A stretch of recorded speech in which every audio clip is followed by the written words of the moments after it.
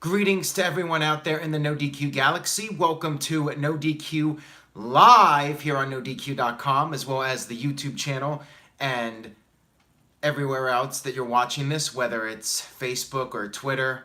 Doesn't matter. You're watching, so thank you very much for tuning in. Dylan Falk already left a $2 super chat before I even started the video, saying that every day should be Becky Lynch Day. And I agree on that. Why not? She's one of the best things about SmackDown right now. Maybe the best thing about SmackDown. Let's go ahead and talk about SmackDown, which was in Portland, Oregon. For those of you that don't know, I live in Portland, and no, I did not attend SmackDown Live this evening. As I mentioned last night, the advertisement of New Day revealing their pancake recipe was the final straw. I was on the fence about it. I was thinking, maybe I'll go, maybe I'll just show up the day of the show, buy a ticket there at the box office, something like that. But once I saw that New Day advertisement, I'm like, nah, I think I'll stay home. I think I'll stay home and watch SmackDown. Also, I do have to record predictions with the NoDQ panel, which will be up tomorrow. So stay tuned for that. Let's go ahead and talk about SmackDown. Hello to everyone out there in the chat room. Virtue says lies, you're out of breath. You got me, Virtue. You got me, you son of a bitch. All right, so SmackDown Live opened up with Paige. She came out to talk about what Samoa Joe did at the end of SmackDown last week. She said it was the most dastardly action of anybody in WWE history. And then she proceeded to explain that Samoa Joe rang the doorbell, WWE called the police, and Joe never entered the house. So that was the most dastardly action in WWE history. Samoa Joe rang a doorbell, ladies and gentlemen. Nelson with a $2 super chat donation. Nice shirt. Thank you for that, Nelson. Old school Mario Kart, one of my favorite games growing up, the original Mario Kart. All the Mario Karts are great. By the way, I'm also looking forward to the new Mario Party and the new Super Smash Brothers. No, I do not know my Switch username or number, whatever it is, but once the new Mario Party comes out, I will let you guys know on social media what that is if you would like to get your butt kicked in Mario Party. Just kidding. You'll probably kick my butt. But moving on here, I thought that this was lame. I was really hoping we would have had something better than this. Paige just saying Joe rang the doorbell and the police were called. Lame. And then we had AJ Styles, who was supposedly at his home. I'm not sure if he worked the dark match or not. Again, I wasn't there in the arena for SmackDown Live. But AJ Styles was not actually on the broadcast as far as being in front of the fans goes. AJ was supposedly in his home. And AJ said that he was going to stay there until Samoa Joe got on a plane to go to Australia for the Super Showdown. So there you go. AJ Styles pulling the Brian Pillman, but no gun this time. This was quite lame. What a little pansy AJ Styles is, having to stay at his house because Samoa Joe rang the doorbell. And by the way, Joe's been doing this crap for weeks now. So why is AJ all of a sudden now concerned because Joe rang the doorbell? Whatever. I thought this whole thing was really disappointing. WWE could have done so much with this creatively, and they chose nothing. By the way, cat cameo, so hopefully that increases the viewership for this video. We have 170 live viewers right now, so keep it up. Please, if you're on Facebook or Twitter, share a link to this video. Tell a friend. Word of mouth can really go a long way. Justin says he should get a restraining order. Well, in WWE, you settle things in the ring. You don't settle them in a court of law. And Paige even said she wanted to fire Joe for ringing the doorbell, but AJ's like, no, I want the match at Super Showdown. it's the typical situation in WWE where people drop the charges because they want to fight the guy in the ring. That's more important than seeking justice in real life. Whatever. The whole thing is just so dumb. Moving on here, we have Carmella and R-Truth, the Fabulous Truth, against Andrade, Cien Almas, and Zelina Vega. Crowd was really into Carmella and R-Truth. So far, this pairing is working out nicely for them. Crowd is fully into Carmella as a babyface. The announcers were treating her like a babyface. Corey Graves, who I guess is supposed to be the heel announcer, was bashing Carmella and saying maybe she's not even from Staten Island. There's no proof of that. But nonetheless, this was fine. I was a little surprised because Carmella and R-Truth did pick up the win. Carmella pinned Zelina Vega. Carmella actually had the match won before the finish, and then Almas got in the ring to stop the pinfall. R-Truth got involved. I believe Vega attempted a roll-up, but Carmella was able to counteract it and put on the Code of Silence submission. This was fine. Yeah, Almas lost, but it was Vega that took the fall here, not Almas. If Almas lost to R-Truth, then I would have been way more critical of this. So for what it was, to me, it wasn't a really big deal that Almas lost in this type of match. Carmella and R-Truth, they're hot right now, so you might as well go with it. It's working. They did their dance afterwards, and we'll see what happens with them. Sonic Jackson says Carmella is hot, just a pointless reminder. And Curtis Butler says getting Mella over. Yeah, the crowd was like, let's go Mella. There were let's go Mella chants. The crowd's into her now as a babyface. So up to this point, it's definitely working. And let's see, Jeff Meacham's in the chat room. Bayley and Finn Balor won on Mixed Match Challenge, if anyone cares. Well, there you go. I'm not sure who they were facing, but who were they facing? Was it Mahal? I'm guessing it was Mahal and Alicia Fox. I know it's Rusev and Lana against Naomi and the Uso that's married to Naomi. I hate the fact that I still don't know which one is married to Naomi. I still love the Usos, though. They're awesome. They just need to be on TV more often and not the Mixed Match Challenge.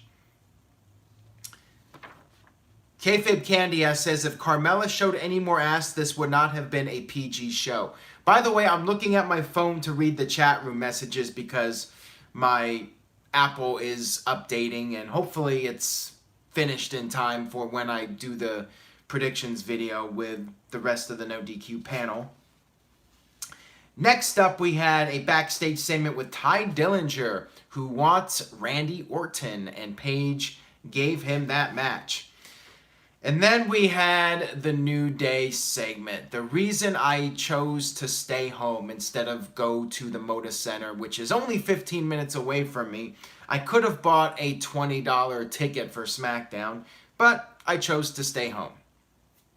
So New Day came out. They were wearing their chef hats. They had a guy there who is allegedly the maker of the pancakes. They called him Mr.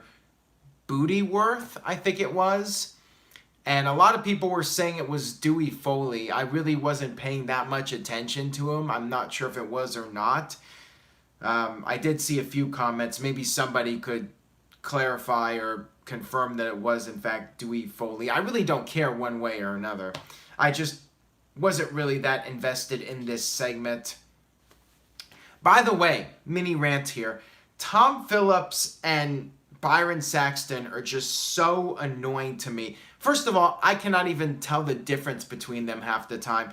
And I'm not sure which one it was. I think it was Saxton.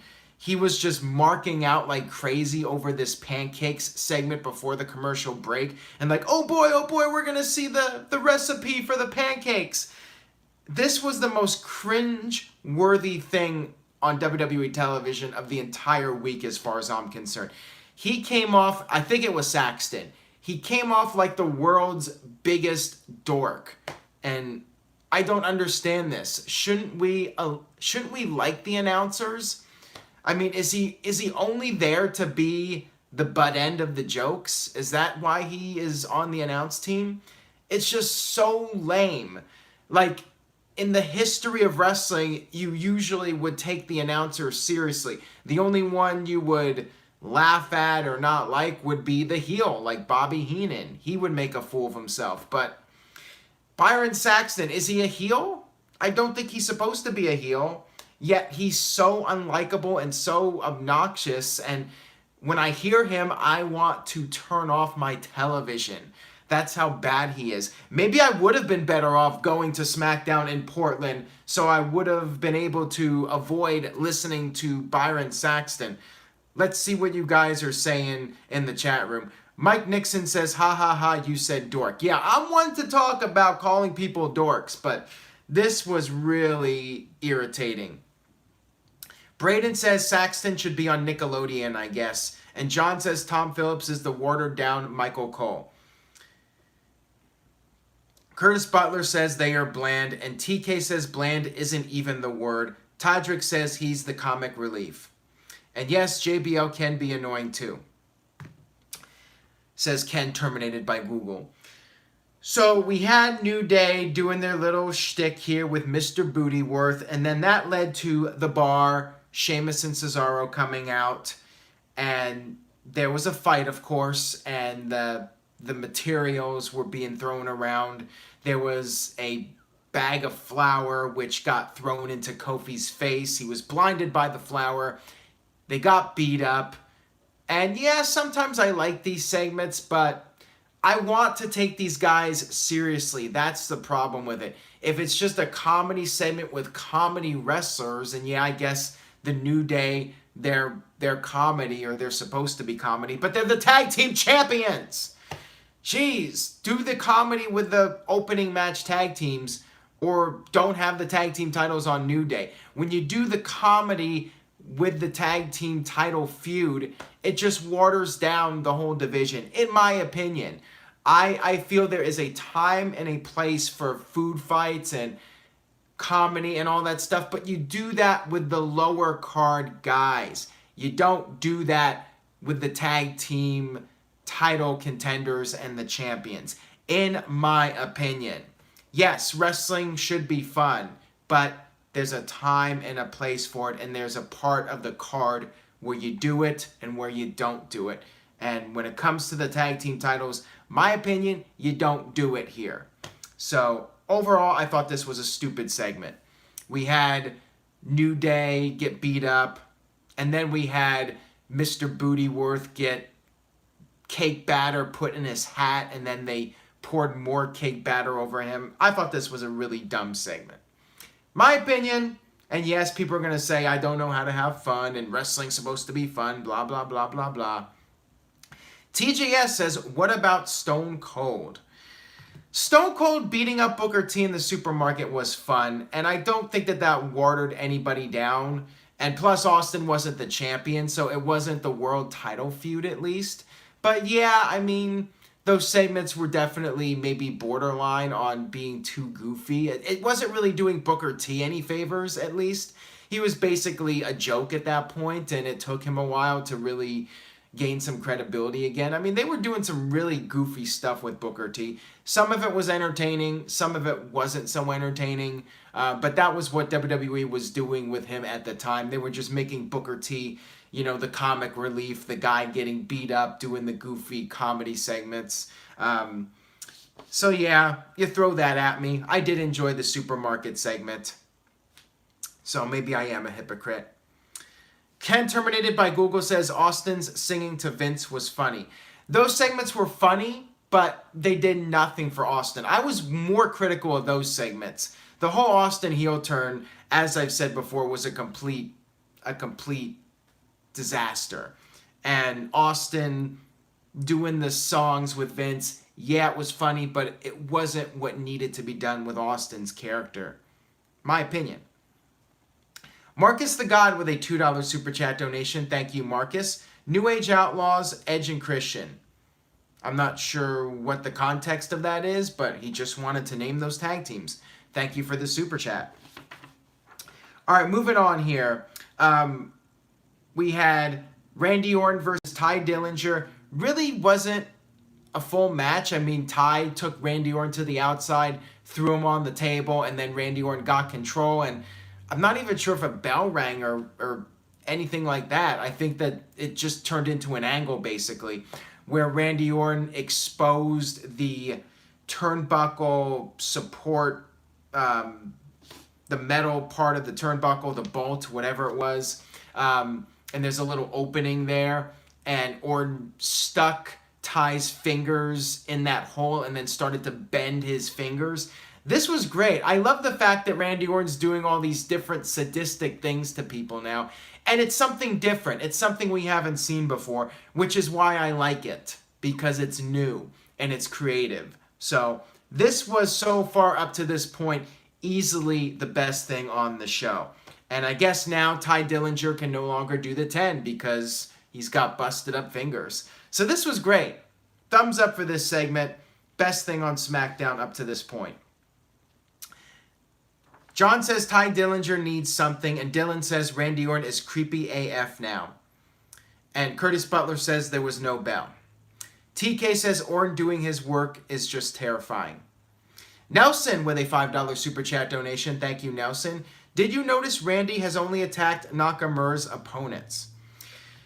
I have noticed that, and I don't know what that means. Once again, there was no Shinsuke Nakamura on SmackDown. He's the United States champion.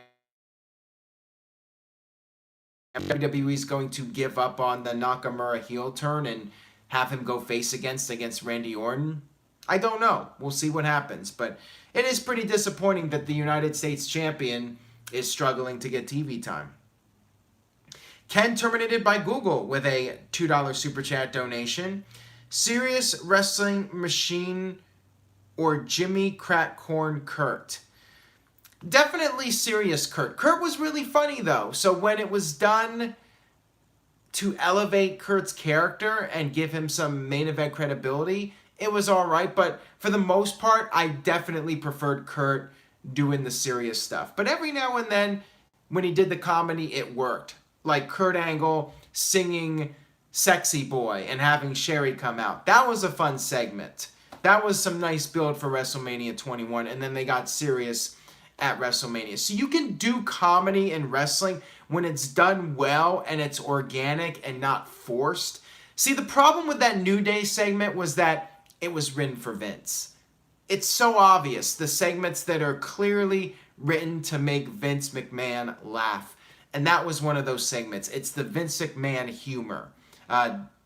Using the food items. And it's fun. I like a good food fight like anybody else. But I feel that this wasn't the time to do it. And again, that's just my opinion. Everyone's all, what about this segment? What about that segment? It just depends on what's trying to be accomplished for that particular segment. And as far as this segment, what did it really accomplish? I don't really care to see the match. Yeah, the bar got a little bit of heat, but I think it could have been done better. Jeff Meacham says No DQ Live is so much better. Thank you for that, Jeff. I do appreciate that. And TJS says, do you think Vince was laughing? I think he was, pal. I think he was. All right, next up, we had Miz backstage with Shelton Benjamin giving him a pep talk. Shelton posted on Twitter that he wanted an opportunity, so Paige made the match. Shelton Benjamin versus Daniel Bryan on SmackDown Live. It was a good match, but I felt like it could have been more. I do want to comment on Daniel Bryan doing the flying headbutt. What is he thinking at this point? Why is he doing the headbutt again?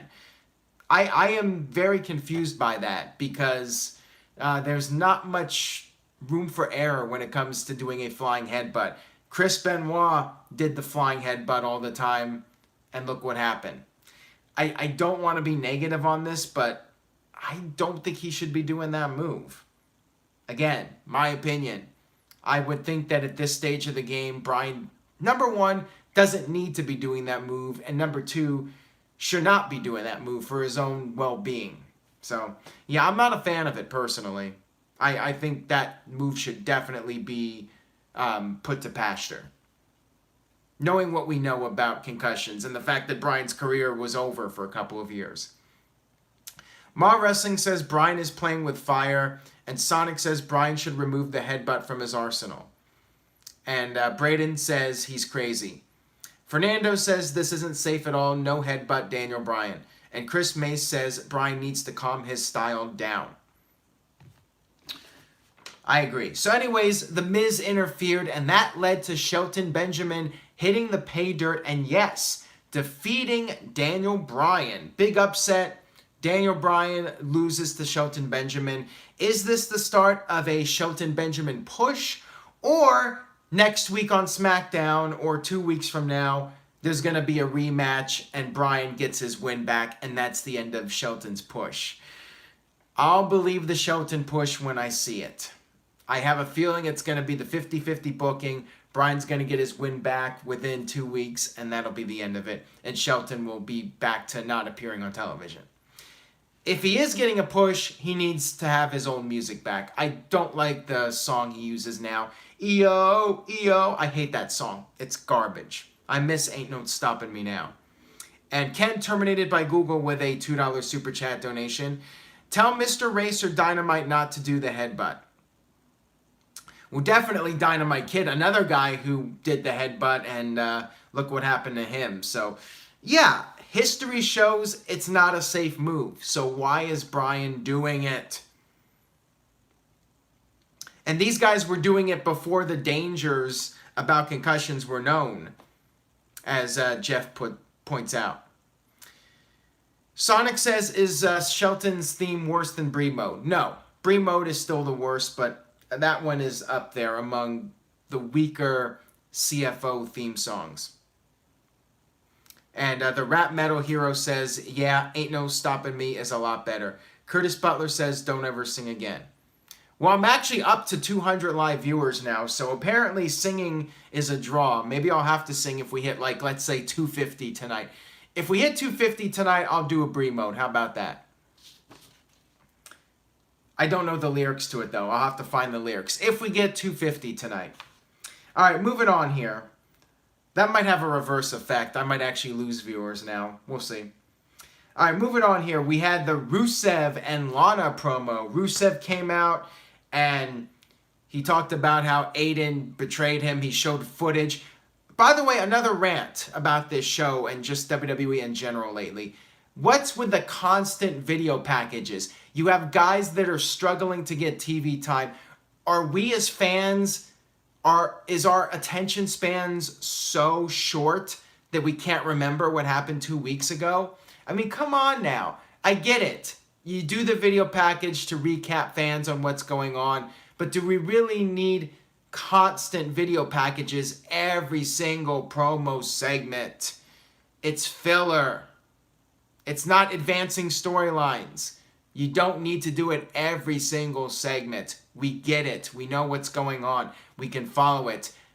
Becky Lynch's segment at the end, I know I'm jumping ahead. We don't need to see the SummerSlam segment again. We've already seen it again and again and again. I feel like Milhouse when he was in the Radioactive Man movie. He's doing the scenes. They keep having him do the scene over and over again. Okay, I'm having a little bit of a technical issue here. Hopefully that gets resolved here in a minute. I might lose you guys, so I'm going to have to go ahead and try to speed through the rest of this. So Rusev did his promo, and I apologize if I lose you guys. This might cut out on me here. I'm not sure what's going on.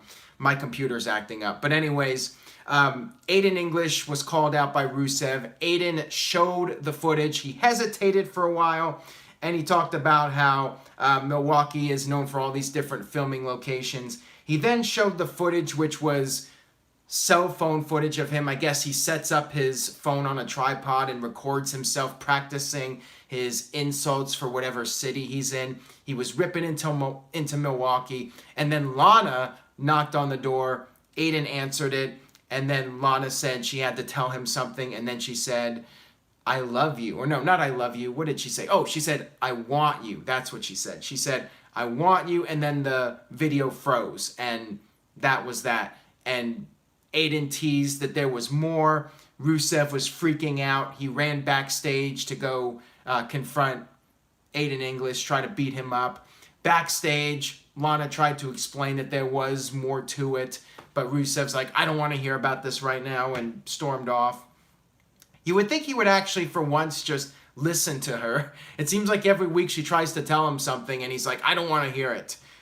It's kind of weak writing, in my opinion. But overall, I did enjoy this segment. I guess no Rock. I thought maybe this would be a tease for The Rock, but I did think this was somewhat creative. My guess is Lana said something that had nothing to do with wanting to hook up with him. She said, I want you, and then said something like, I want you to do this or do that or something like that. Something that has nothing to do with them hooking up. And that's what'll be eventually revealed. That's my guess. Maybe we will get an actual swerve where Lana turns against Rusev.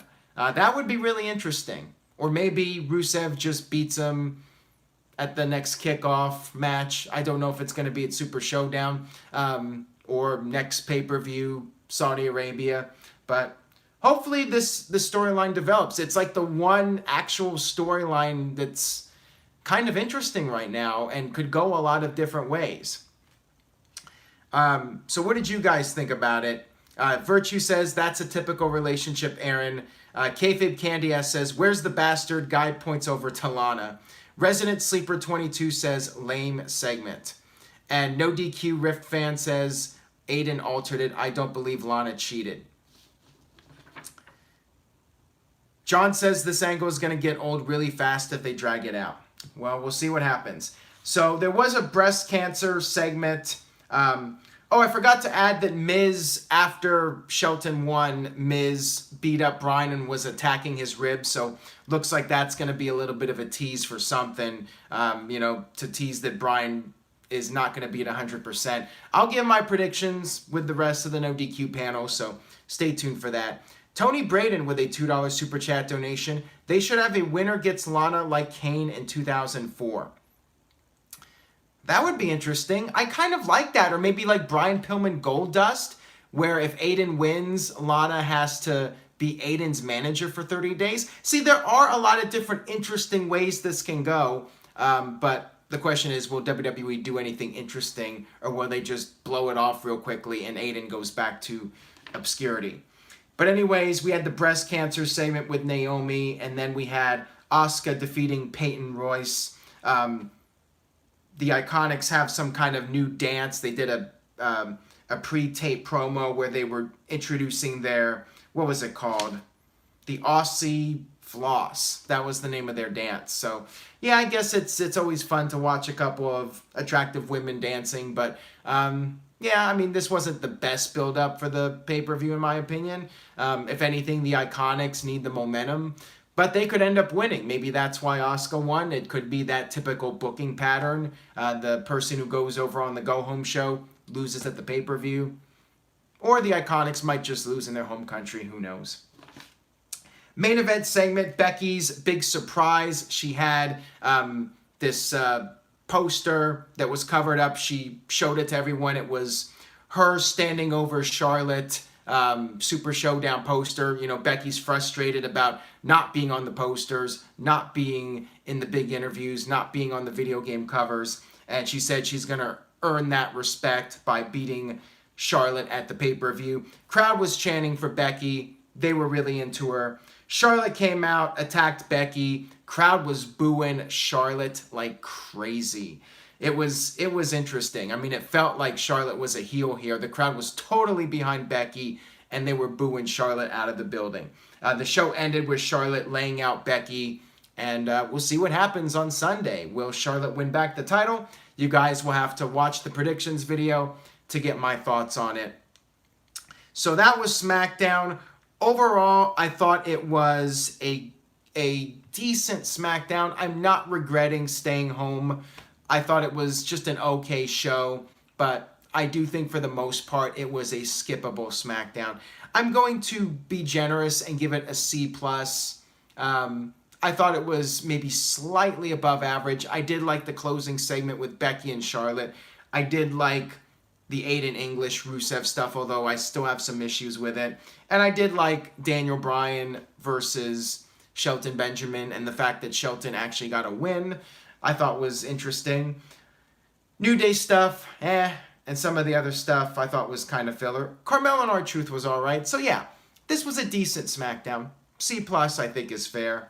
Wasn't great or anything, but wasn't terrible.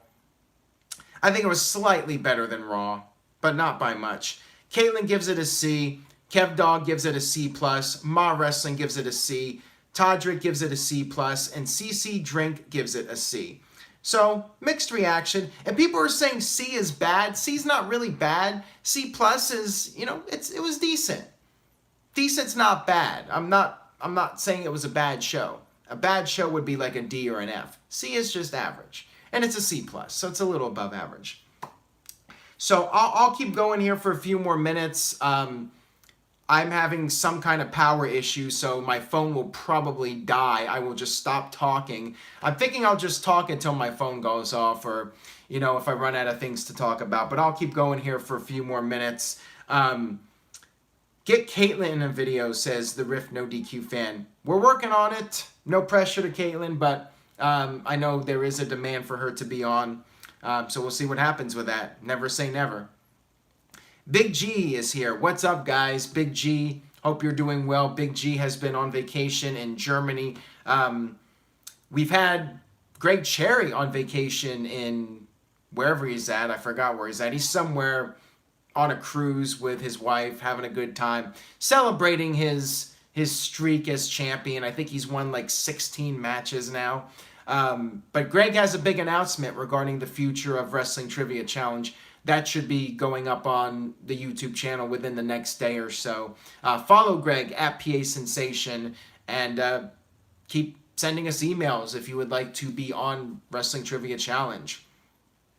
NoDQMISC@gmail.com. Braden says, I miss Jeff in the videos. I miss Jeff too, and hopefully we'll have him on very soon. But on that note, I will go ahead and wrap up this edition of No DQ Live. Thank you guys so much, as always, for watching and supporting the website. I really do appreciate it.